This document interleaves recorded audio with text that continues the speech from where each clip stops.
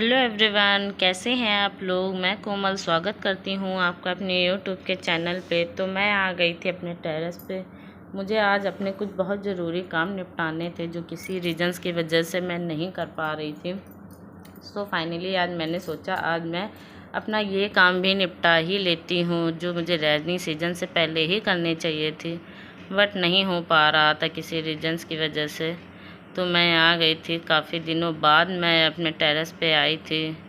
तो मैं ये मार्केट गई थी। मार्केट में मुझे ये करी पत्ते का एक पौधा दिखा तो मैं उसे ले आई थी, क्योंकि करी पत्ते की मुझे बहुत ज़रूरत पड़ती है। कभी भी मैं डोसा या इडली या कुछ भी बनाती हूँ, सांभर आम्बर, तो उसमें बहुत मुझे ज़रूरत लगती है। तो मैंने सोचा चलो क्यों ना करी पत्ते का भी एक पौधा अपने घर में ही लगा लिया जाए। तो वानी भी मेरे साथ बैठी हुई हैं, उनको भी बहुत पसंद है ये सब काम करने, बहुत पौधे लगाने और उनकी केयर करना। उन्हें बहुत, वानी भी बहुत मेरा साथ देती है ये सब कामों में। तो मेरे पास एक पॉट ये खाली पड़ा हुआ था बहुत दिनों से। इस करीब 1 महीना पहले ही मैंने घर के बाहर से कुछ पौधे ख़रीदे थे। शायद मैंने 5 पौधे ख़रीदे थे, जिसमें से 3 पौधे अभी भी लगे हुए हैं, बट 2 पौधे जो थे वो सूख चुके थे। तो बस मैं मिट्टी निकाल के उस पौधे की जो डंठल बची हुई थी उसे निकालने की कोशिश कर रही थी। तो मैंने सारा पॉट से ही मिट्टी पलटा दी थी पूरी, और पॉट से मिट्टी पलटाने के बाद मेरे पास एक गमले का टुकड़ा रखा हुआ था, तो उसको मैंने थोड़ा छोटा सा एक टुकड़ा लेके गमले में मैंने रख दिया, ताकि इससे ये होता है कि जो पानी होता है उसे जब हम डालते हैं तो पानी के साथ मिट्टी ना निकले, क्योंकि इस गमले के नीचे से सारी मिट्टी निकलती जाती है और मिट्टी कम हो जाती है। इसलिए मैंने ये टुकड़ा रख दिया ताकि पानी निकले और मिट्टी ना निकले। और फिर मैंने ये आप जो एक देख रहे होंगे डब्बा, जिसमें मैंने अपना होममेड कंपोस्ट बनाया था, किचन वेस्ट से ही बनाया था मैंने। करीब मैंने इसे 1 महीना या 2 महीने के लिए सारा अपना किचन वेस्ट जो भी निकलता था, आलू की छिलकी, नींबू या जितना भी चाय पत्ती, आप सब इस एक डिब्बे में जमा करते जाइए और करीब 1-2 महीने के लिए इसे बंद करके रख दीजिए। आपका बढ़िया कंपोस्ट तैयार हो जाएगा। फिर मैंने कुछ मिट्टी में मिलाया कंपोस्ट और कुछ गमले में नीचे एक लेयर डाल दी थी कंपोस्ट की। फिर उसके ऊपर से मिट्टी की लेयर डाली और फिर उसके बाद ही मैंने ये पौधा लगाया था।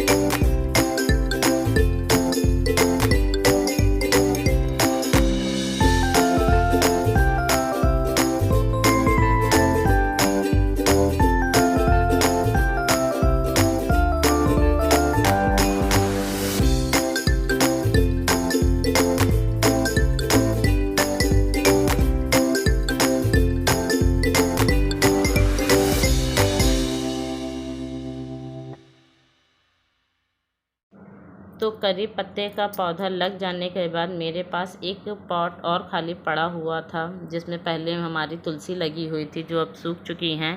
हमारे यहाँ 2 तुलसी, मतलब श्यामा तुलसी तो हैं बट रामा तुलसी नहीं है। तो मैंने सोचा इसमें भी बीज डाल के बीज डाल दूँगी तो कुछ दिनों में पौधा निकल ही आएगा छोटे छोटे। तो आंटी जी से मैंने मांगे थे कुछ बीज तुलसी के, तो वो लेके आई थी। उनके पास 2 तरह के तुलसी के पौधे के बीज थे, तो मुझे जो चाहिए था मैंने वो ले लिया। मुझे रामा तुलसी के पौधे के बीज चाहिए थे। तो आंटी जी और मैं अपनी पर्सनल बातें करने लगे थे और फिर मैंने इसे भी तैयार कर दिया था मिट्टी के ऊपर ही मैंने बीज डाल दिए थे। अब बस थोड़े दिनों में इसमें भी तुलसी जी आ जाएंगी। और फिर दूसरे भी पॉट थे जिनकी मैं बहुत दिनों से केयर नहीं कर पाई थी, तो मैंने सोचा चलिए उनको भी थोड़ा सा केयर कर देते हैं उनकी भी। और मैं आंटी जी से कुछ बातें करने लगी थी, तो मैंने ये दूसरा पॉट भी ले लिया था। इसमें मिट्टी खाली होती गई, तो ये पॉट जो मेरा आधा हो चुका था, फिर मैंने इसमें जो बची हुई मिट्टी थी वो डाल दी थी। और ये पौधा भी देखिए थोड़ा सा तिरछा हो गया था, इसे भी सपोर्ट की ज़रूरत थी। और मैंने इसमें भी थोड़ा सा कंपोस्ट डाल दिया था। और फिर मैंने इसमें एक रॉड पड़ी हुई थी मेरे पास छोटी सी, तो मैंने रॉड का इसको सहारा देकर इस पौधे को सीधा कर दिया था कि थोड़े दिन इसे सपोर्ट की थोड़ी ज़रूरत थी, इसलिए मैंने इसमें रॉड लगा दी थी।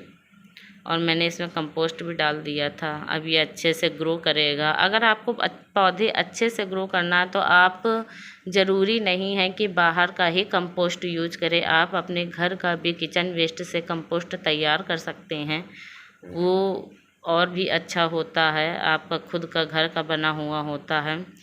तो तुलसी जी में मैं बाहर का कंपोस्ट नहीं डालती हूँ, क्योंकि उसमें अंडे के छिलके भी मिक्स होते हैं, क्योंकि मैंने सुना है शायद कि उसमें अंडे के छिलके भी मिलाए जाते हैं। इसलिए मैं अपने तुलसी के पौधे में तो बाहर का कंपोस्ट नहीं डालती हूँ, मैं खुद का घर का बना हुआ ही कंपोस्ट उसमें डालती हूँ।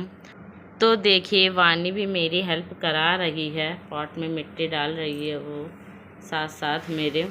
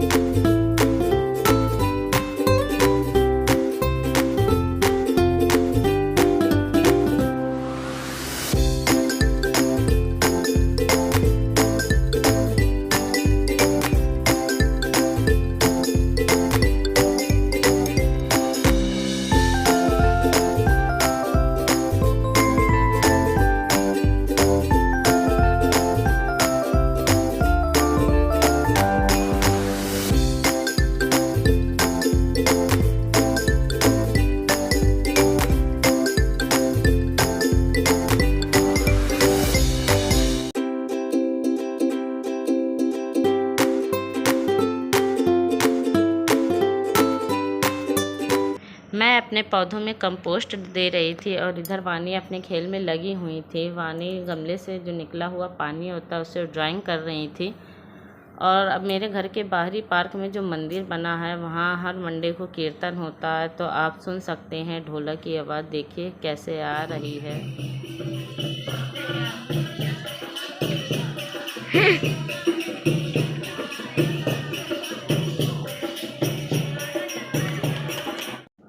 सो फाइनली मैंने सभी पौधों में एक एक करके सब में कंपोस्ट डाल दिया था।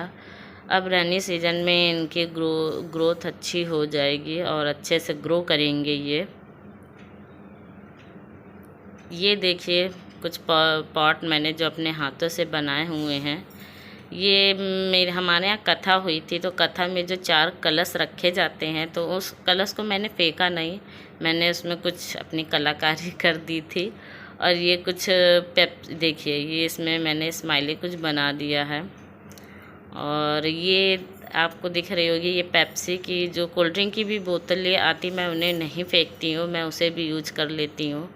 इन सब में मैंने कुछ छोटे छोटे पौधे लगा दिए थे पोर्टुलाका के, तो अब वो काफ़ी बड़े हो गए हैं और इसमें अच्छी ग्रोथ हो गई है। और ये देखिए मनी प्लांट मैंने लगाया हुआ है, इसकी भी ग्रोथ काफ़ी अच्छी है।